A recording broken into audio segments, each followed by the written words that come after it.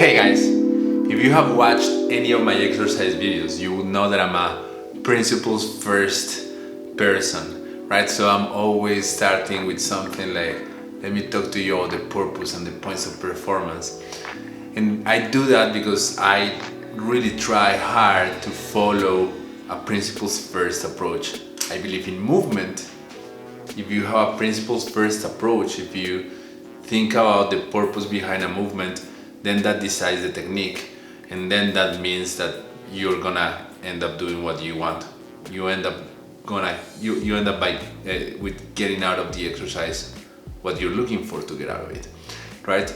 Often what happens is that people will learn the good form or good technique of doing something, but people do not understand the principle behind it or the purpose, and then it just becomes a standard.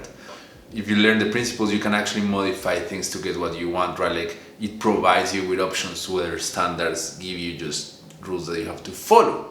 So I'm a principles first person, and this video is about my main two principles in fitness and nutrition.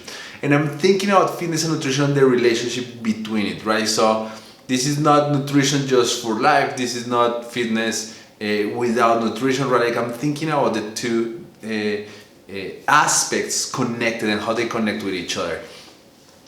And I want to tell you the purpose here is to give you the two main ideas that drive my practice for me, for myself personally, and for my clients. And my hope is that then you, because it's a principles first approach, and because I'm giving you my principles, then you can apply it to your life if it works, right? Like, if it's something that is going to work for you or not. But the idea that it helps you decide, right? And so that's the point of this video. So let's get right into the peanut of the video.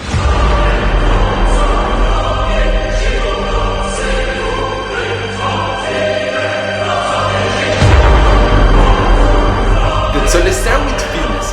In fitness, the main principle is that of minimal effective dose. I like to think about this principle, and the other one too, in terms of a question, because a question allowed me to apply it better when I'm thinking about this. So that principle turned into a question is, what is the least amount of work that I need to do to get the job done? And so what that does is it focuses my head right away and, like, okay, in two things. I need to get the job done. So I need to reach my goal. A faster time in your 5K, if that is a physiological adaptation, I don't know, get big, get small, whatever it is, learn a skill, whatever it is, it doesn't matter in terms of fitness what you're trying to achieve. I want to achieve that, but I want to achieve it in a way that I'm doing the least amount of work possible.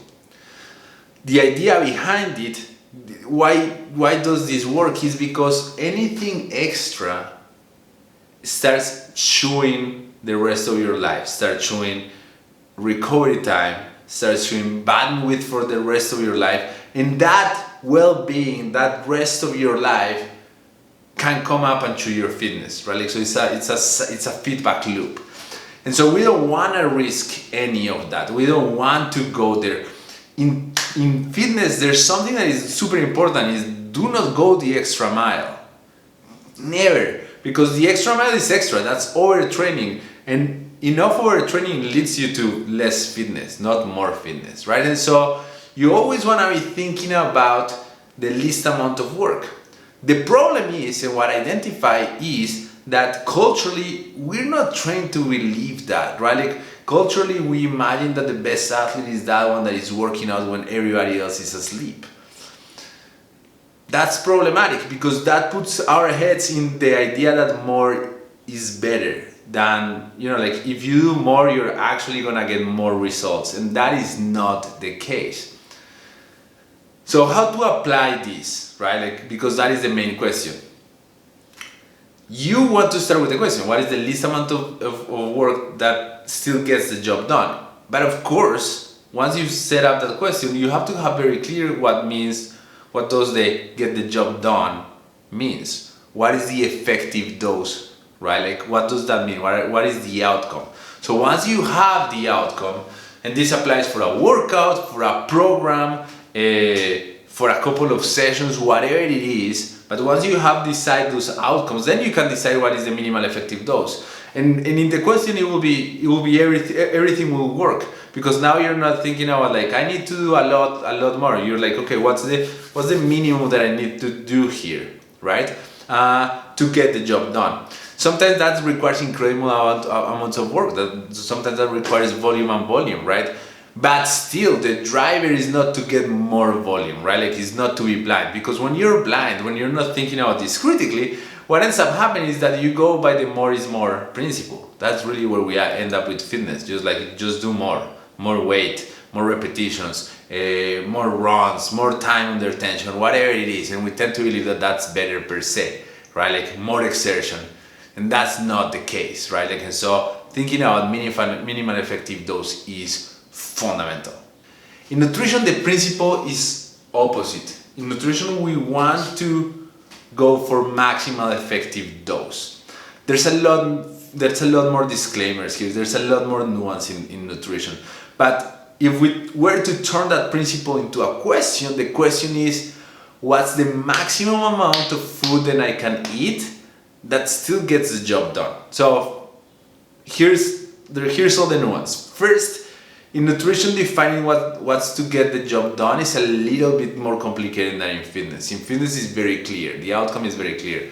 I want to lower my 5K time, right? Like, that's very specific. In nutrition, some people think lower your weight or lower your body fat percentage and so on, but that's not just nutrition specific. It sounds like it is, but it's not. And often what people are trying to do when they are trying to manipulate their body metrics like that is often get something else beyond that, right? Like, so if you want to lose weight, what you want is, most people will want better health, and that better health means lower blood sugar levels, or lower lipid levels, and so on. And those outcomes are the real ones, right? Like, and so with nutrition, defining what is to get the job done, what's the effective dose, is a little bit more complicated. And the second nuance is that by maximum amount of food, there's a principle that I also apply there, and is the following. In general, what are we trying to do with nutrition is to feed your body so that it's the best machine available, regardless of the goal that you want. Not athletically, just like a good performing body, like that your brain is thinking good, that your head is looking awesome, right? Like that kind of thing. And so that principle in nutrition tells you want to create an abundance of nutrients. You want to create a context in which your body can thrive, right? Like think about your body as a plant. You want to give all the fertilizer, the best soil, the best sunlight, and the best water available so it thrives. You don't want to overdo it, you don't want to overwater your plant, you don't want to give it too much sun. So we want the maximum that still gets the job done, but we're thinking from a place of abundance. The plant will grow even in dire conditions, but I want it to grow awesomely. And so that's what I'm meaning when I'm saying maximal. So for many people, maximal effective dose, people might think in terms of volume or quantity, for sure, but the first thing that you want to maximize is nutrient content. And nutrient content is not just tied to the specific goal, but to the specific body and its functioning. So, like we can't tend to generalize and say like probably less processed foods are gonna hit that spot, but there's personal differences, right? Like there's people, their bodies tolerate different things. And some will thrive in some contexts and some will thrive in others. So that's why nutrition is so complicated too, right? Not that fitness isn't, but nutrition is a little bit more complicated. There's more cultural baggage, and there's more. We know a little bit less. Actually, I think is the thing. So starting that maximal effective dose, the first thing to maximize is quality of food, because what we're trying to create is an abundance of nutrients, an abundance of prime matter so that your body can thrive, right? Like, so that is the first application. And then based on that, you can define what is effective dose and what is overdoing it. So for most people, overdoing it in terms of nutrition is going to lead to over fat. And I am being careful in not saying overweight. I'm being careful in generating more fat accumulation that is needed.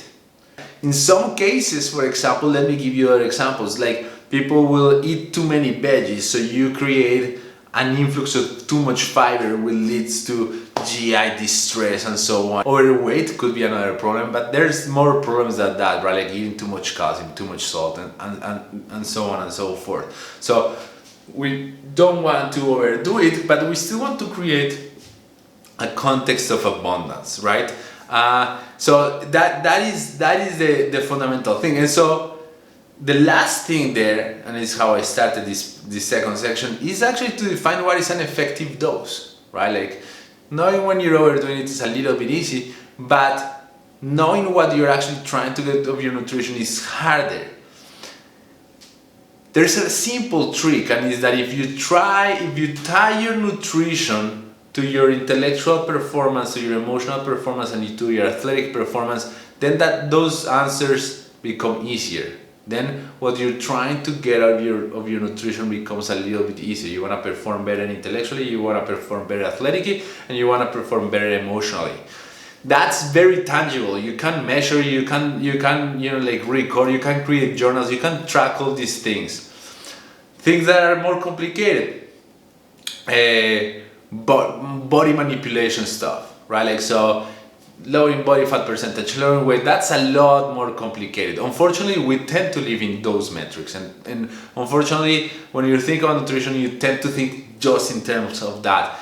That actually is a super bad guiding principle, because your body is like manipulating a tree. It's very complicated. You can, but you're never gonna get the tree you want, and it's very complicated. You have to kind of let the tree grow the way it wants, and kind of cut it here and there so it's thriving, right?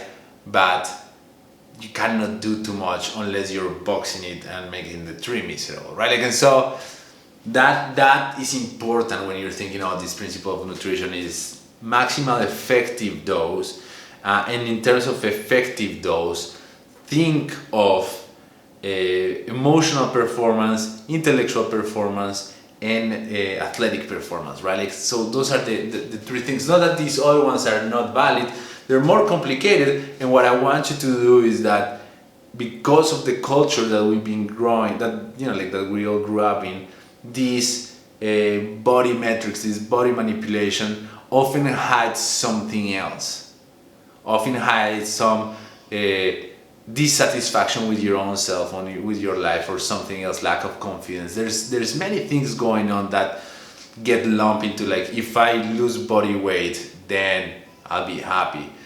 And so the problems are like, maybe not, right? Like maybe not. And that gets tangled there with what is an effective dose, and that's why it's so complicated. But sort that one out, and if you cannot sort it, go to the other three principles: emotional performance, intellectual performance, and athletic performance. And if you have those three, I'm not reducing the whole human experience to those three, there's 700 more aspects, but if you handle those three, you're gonna be in a pretty good shape. That is it. That's the video for my main two principles for fitness and nutrition. So ask yourself those questions. In terms of fitness, what is the minimal effective dose? And in terms of nutrition, what is the maximal effective dose? And check that out, because the cool thing is it's countercultural, right? In the sense that in nutrition we're trying to create a place of abundance, and in fitness we're trying to create a place in which there's enough rest and recovery and leisure time, which is the opposite of how we grew. But this is, in my experience, what actually works better. It's not about killing yourself in the gym and killing yourself with hunger. It's actually feeding yourself awesomely and doing the most intentional and deliberate work in your fitness that still gives you free time, so you can actually do the shit you love, even if that is fitness. That is it. I hope you liked this video. If you do, please share it with everybody, subscribe, send me comments if you think I should do better somehow, or you disagree with something, or something is not clear. Tell me. I would love to have a conversation and learn more. So that is it. Thank you so much for watching. I'll see you next time.